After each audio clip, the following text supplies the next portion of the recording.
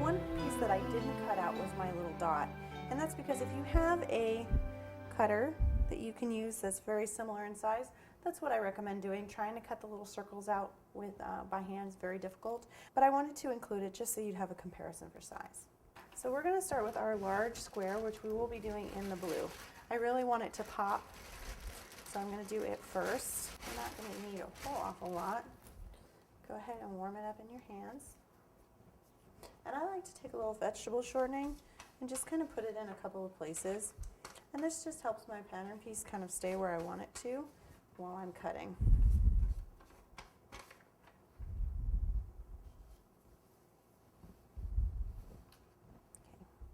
Now I'm going to go ahead and use my X-Acto knife. And I like to dip the blade in a little bit of shortening because I find that that helps it cut a little better.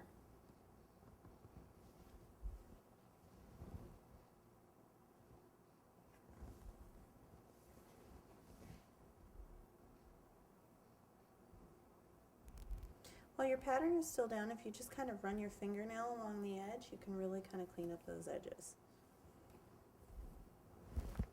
Now I'm going to go ahead and I'm going to pick it up with the pattern still attached, and I'm just going to lay it flat right here.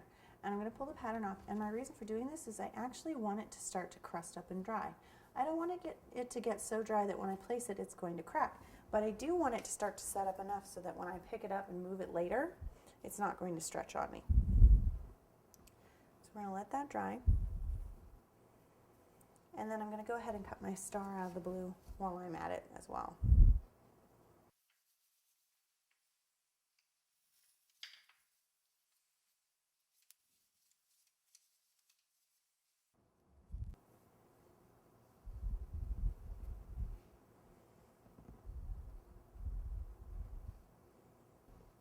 We are going to need our blue for one more piece, but I'm going to put that off to the side for now and go ahead and cut our white.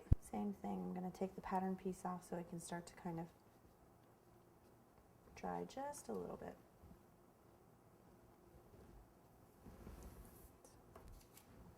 So now we're just repeating this with the pieces that we're going to be doing the white. I've gone ahead and rolled my fondant out, and it's pretty thin.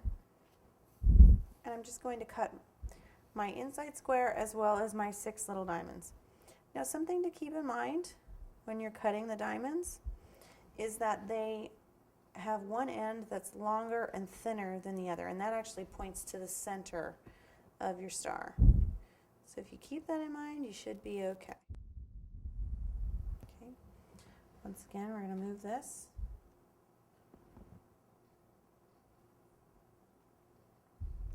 Put it off to the side. Let it start kind of crisping up. Now, I'm sure you're wondering why I'm cutting from the middle. The reason I'm doing that is you'll find that it's a little easier to cut these tiny pieces without them being misshapen.